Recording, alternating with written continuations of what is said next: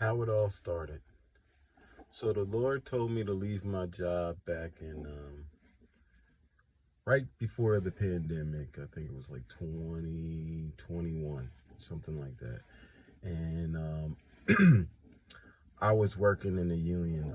I was a union electrician, and our job was going through we were going through a contract negotiation, and our our job also was like we were having problem with financial problems in the department as well. So we would have like all these union meetings and everything, and they told us like they're probably gonna do like a layoff. So when the pandemic was about to start and everything, like our company was like, we were like laying off right before it anyway. So they didn't even really care. And then they were like trying to do like the seniority and how many years you've been there and everything. So they told us like the beginning of the year that they were going to start laying people off. So they laid the crew off, and then they like I was still there. They still like left me there because I just like had skill set and over the time frame of being years of service. So skill set and ability was superseded at this point in time, which never does. Superseded years of service in the union. So God was telling me before this, he was like, "Yo, D, I want you to come. I want you to leave your 9 to 5 and work with me, like getting this manna, like from heaven type deal." And I'm like, "Yo, like I'll leave this and everything, but you got to show me. I don't even know what to do, how to do this, or nothing. Like I'm just a novice. Like I'm all with you, G man. Like I got you. You know what I mean? Just show me, and I'll do it." So I was still working. He was just like, "Yeah, yeah, D. I hear you talking. You know what I mean? But you ain't moving." So I'm working and everything, and it's getting real scarce at the job, right? So then they were like, "Yo, D, we about to lay you off." So I'm happy and stuff because I do like side work, so I make money. I make money on the side and everything. Like I'm making over 100K easy every year, all day, 100K easy. And then my side gig, it was just like, dude, hand over fist. So when the pandemic hit, I'm over here making the money from the pandemic. People like, "Yo, I want this side work. I want this, that, and the third." I'm licking my fingers. Yeah, give me all of that. Yeah, I want it all. I want all your bread, all this side work. I'm doing it all. Whatever you want done, I could do it, bro. I'm your man. So, right, I'm on my side gig, and then the Lord's like, "Yo, D, like I'm in it for a little bit because we was in a pandemic, everything was shut down, so I'm over here hustling. I ain't care. I wasn't caring about that little stimulus money and none of that. So I was over here like really hustling, trying to find side gigs, talking to people, telling people, yeah, I'm ready to do whatever. You know what I mean? So I'm out here, and then the Lord's like, "Yo, I want you to open up a company." And I'm like, "Okay, but how am I gonna open up a company? I don't even know how I'm gonna do that, right?" So I'm out here winging everything. I'm over here freelancing what G-Man does. G-Man, he telling me everything, bro. Like everything. He tells me everything, how to move, which way to move, how to do things. So we building and everything like that. So, I'm on this thing. So I talked to some people, whatever. I learned how to open up an LLC. He's like, I'm looking on the net, how to open up an LLC. I'm trying to find the cheapest, reliable, easy way on getting a business. You know what I mean? Because, shoot, I'm a carpenter by my dad. It's like in my blood. And then it's like I'm doing electrical. I'm an electrical mechanic. I got a boiler's license. Like I got some things, but let's not even get into that. But it was just like, he's like, open up an LLC. So I talked to a couple people, and then my man's hooked me up. He showed me how to do it and everything. I paid less than $200 to open up a business, which It's not that hard, right? So I got an LLC for my contracting business, right? So I get the LLC and everything else like that. And then he's like, yeah, D, you're an electrician. I'm like, am I electrician? I'm like, the truth.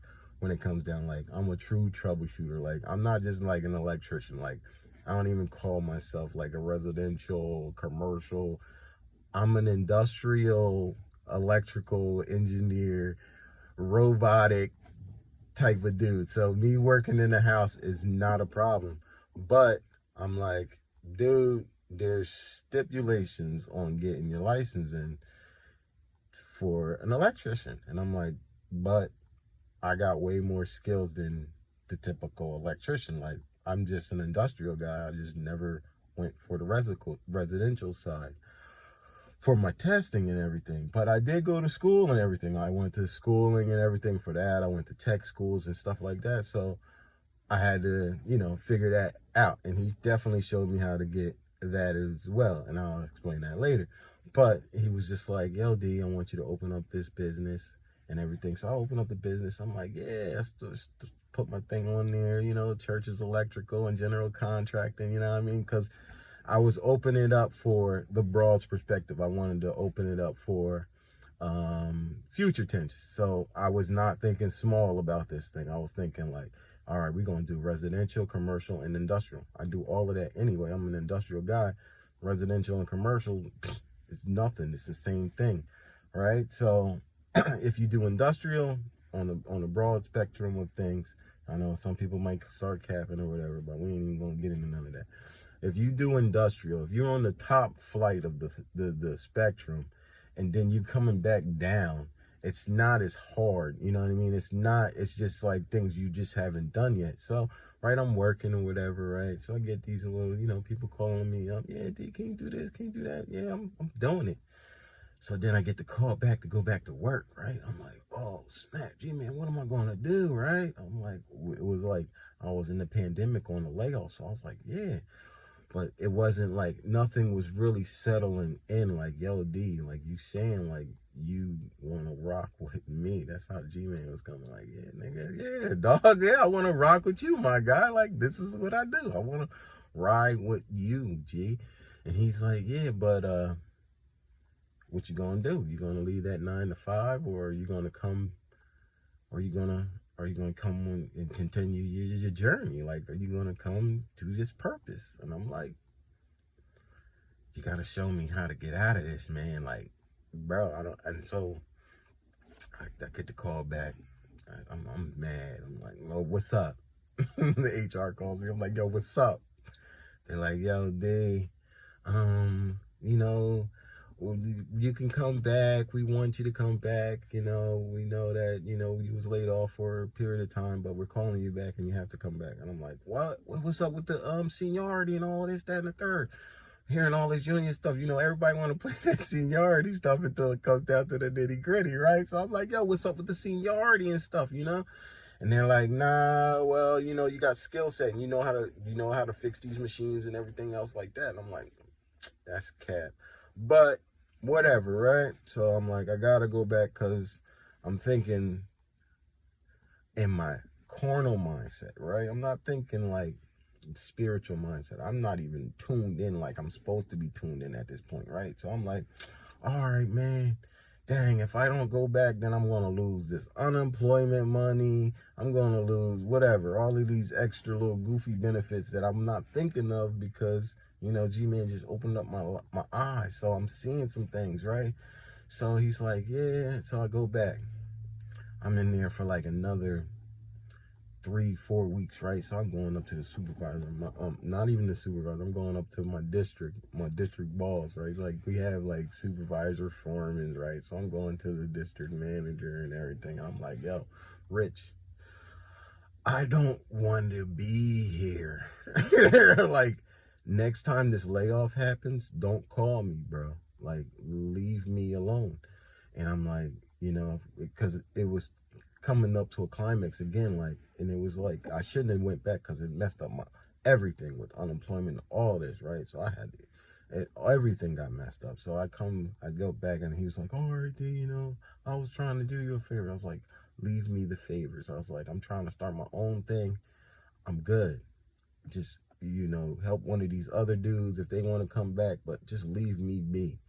And he was like, all right, D. So then we go back. I was there for like another month and a half. And then they shut down the whole plant. We had that was like tip of COVID. Everybody's out, right? But I already knew my job was on some cap. So it was like, they just used that as the exit scheme. But it also opened up my eyes to other things. Like, that basically whenever this is done or whatever, however it transpires, this was like my position I was in, like, you're not going to go back to this job anyway. So even if they was to come with like the skeleton crew, it's still not going to be good enough for you to like maintain or to get what you thought you was going to get. Like, this is not the move, the wave. This is not it. So I'm like, you know what, G, right? You know what I mean? So I'm like, yo, I'm all in now. I'm like, I'm on my new wave, my new purpose and everything. So the Lord started talking to me and stuff and showing me how to do things. And he was just like, yo, I'm just going to let you rock out. He's like, I know you need a couple things. Like, I needed to have, at this time, I needed to have just my electrical license, right? So at the point, I was just like, yo, like, I never did the schooling, but there was other ways to get in it. So G-Man showed me another way. Like, yo, you could go around some other ways, but he's like, yo, you still got to do certain things, right? But my carnal sense was telling me like, yo, I needed to have these crews and stuff. So I started getting bigger jobs, and I started turning down like, smaller jobs. And then like those smaller jobs, like when I started getting bigger jobs and I started thinking I needed a crew. Remember that. I thought I needed a crew, right? So I had my one boy, he had a license. I had I had a couple people that I would call up, and I had a couple people that, that had crews. So like I had a Mexican crew. I had a couple crews, and like just as like if I needed, but I could also do these same jobs myself at any time. I'm younger, so people don't look. I hang out with a lot of older folks, so people don't look at me in the same sense as, they're looking at me, oh, you just some young boy. And I'm like, nah, bro, like, it's not like that. But whatever, however you want to think about it, this is business. Business is business. So the Lord was like, yo, we gonna go with it, right? So I end up getting this call from this dude one day, right? And I'm turning out my labels to my company, and he's like, you do electrical work? I'm like, yeah, I do electrical work. I do carpentry. I do all of this work. He's like, oh, I got some electrical work. I'm like, whatever, send it over, dude. Like, it's typical anything, dude. Anything residential to me, I'm looking at it as like kid work, right? He's like, nah, I got a real job. So I'm like, all right, send me over the prints or however you want to send it. And I'm gonna look into it and everything, right? So he shows me the joint. I'm like, all right. He sends me the paperwork. I'm like, oh, this is a real job. Like, it's a building. And I'm like going in for just thinking that I'm going in for the electrical contract portion. But I also knew I just got out of my job. I didn't have an electrical license in the state yet.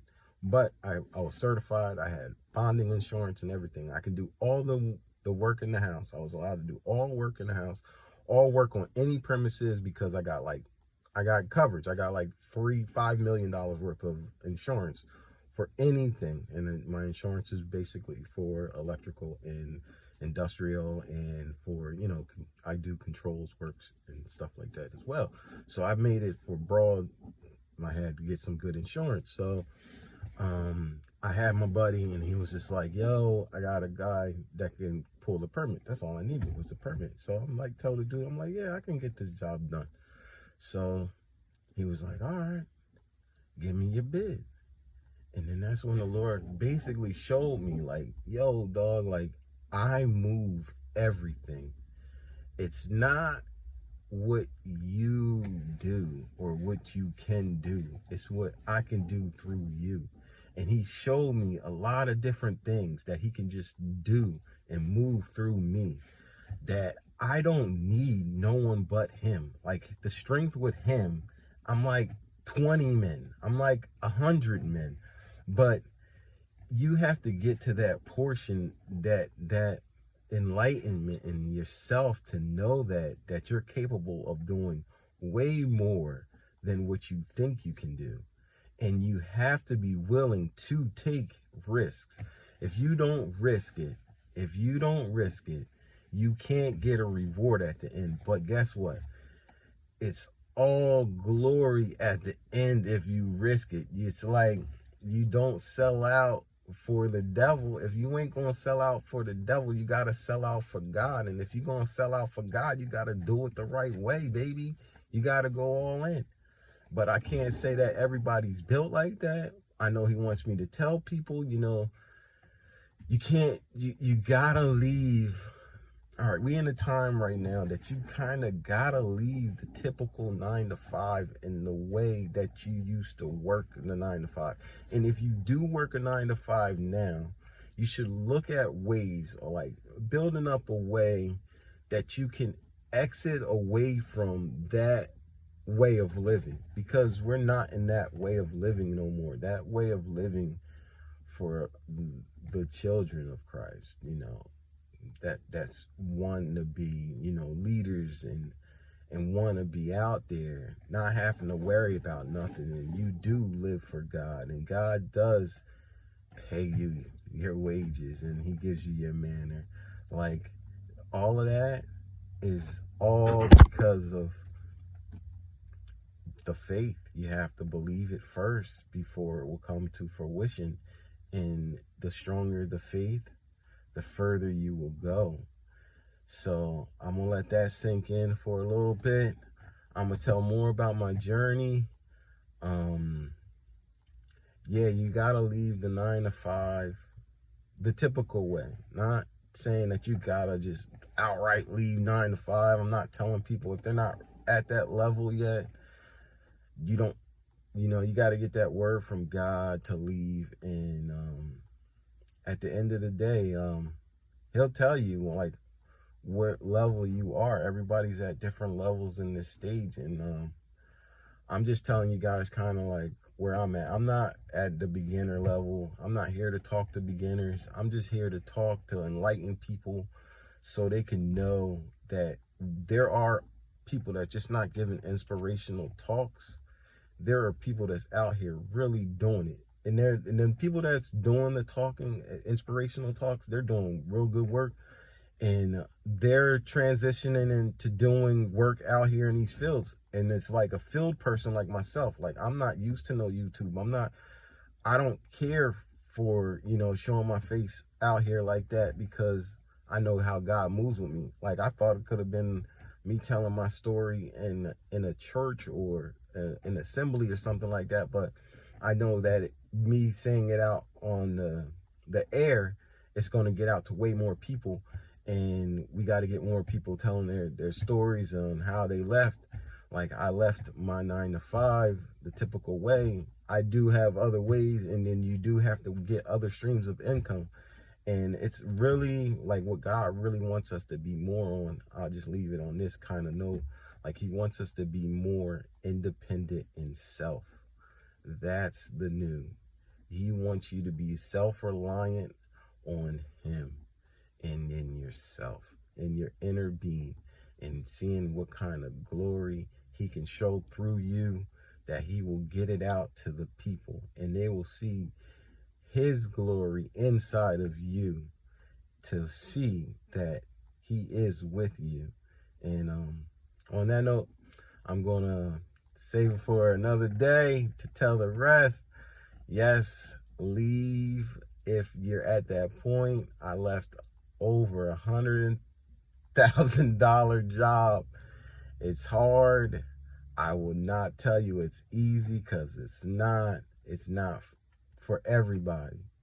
You have to be built for this.